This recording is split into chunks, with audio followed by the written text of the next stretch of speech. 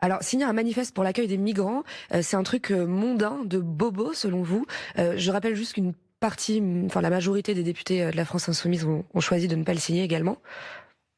Non, mais je pense qu'il ne parlait pas tellement du manifeste, mais du débat qu'il y aurait autour et de la création de toute pièce de clivage au sein de notre mouvement. Enfin, il va très vite sur le fond. Hein. On vient de l'entendre, il va très vite sur le fond hein, quand il explique. Oui, mais sur le fond, je rappelle quand même que nous sommes le groupe qui a déposé plus d'une centaine d'amendements lors du débat sur le projet de loi Asile et Migration de ce gouvernement. Donc, on voit une tradition très concrète en France d'une politique malheureusement aujourd'hui partagée de Monsieur Macron à Monsieur Orban, en passant par Monsieur Salvini au niveau européen, contre les migrants. Nous avons mené un débat de plusieurs mois, passé des jours et des nuits à l'Assemblée nationale à entendre les pires horreurs, en parlant de submersion, Monsieur Collomb, en parlant de ONG qui faisaient le jeu des passeurs dans la bouche même de membres de la majorité La République En Marche. Et je ne vous rappelle pas l'actualité récente d'un groupe d'extrême droite qui, après avoir été dans les Alpes pour empêcher le passage des migrants, ils ont saccagé. Voilà. Et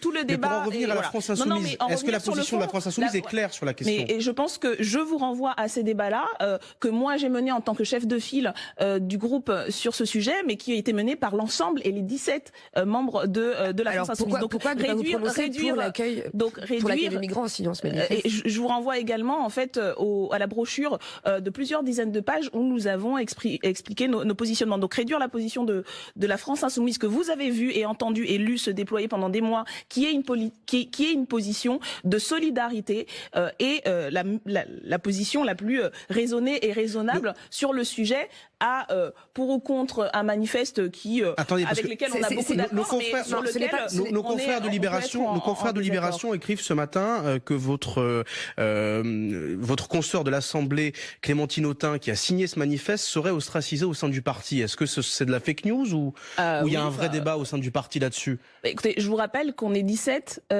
membres au sein de la France Insoumise à encore une fois, rappelons les faits, avoir mené ce débat-là, tous ensemble. Clémentine Autain, comme moi, nous sommes exprimés à la tribune et nous exprimions l'avis de l'ensemble du groupe. Donc, je ne sais pas pourquoi est-ce que Libération a choisi... Il pourrait y avoir des divisions au sein du parti, ça arrive. Je sais pourquoi Libération a choisi d'avoir cet angle-là, mais je dis, c'est, comme diraient les anglo-saxons, total bullshit, quoi. C'est n'importe quoi. Donc, voilà...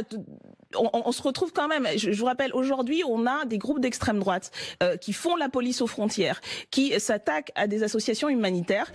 Et le débat, ce serait la position de la France Insoumise qui a toujours été très claire. Les 17 députés, je le rappelle encore une fois, ont mené pendant des mois, aux côtés d'autres députés d'ailleurs, que ce soit des députés communistes, des députés de Nouvelle Gauche, et même quelques députés de La République En Marche qui avaient encore une conscience, une bataille sans concession contre la politique que met en place aujourd'hui le gouvernement Macron. Et aujourd'hui, c'est nous qui devrions nous justifier. Je trouve ça intolérable. Nous serons présents et nous sommes présents. Je suis député, je finis vraiment là-dessus parce que c'est important. Je suis député de la 17e circonscription. Aujourd'hui, à Porte de la Chapelle, il y a des centaines de personnes qui sont laissées à l'abandon. La politique de Monsieur Macron, c'est ça. C'est le rejet, c'est donner des tribunes à l'extrême droite et c'est laisser des gens vulnérables se faire sous-exploiter. Je suis obligé de vous couper, sinon on va nous couper malheureusement et je n'aurais plus parler. Parce que je trouve ça vraiment extrêmement insultant de remettre en cause la cohérence et la solidité et l'opposition que nous avons ce matin sur France Info. Merci Charlotte Chaffanjon. Et à la semaine prochaine. Merci beaucoup. Merci.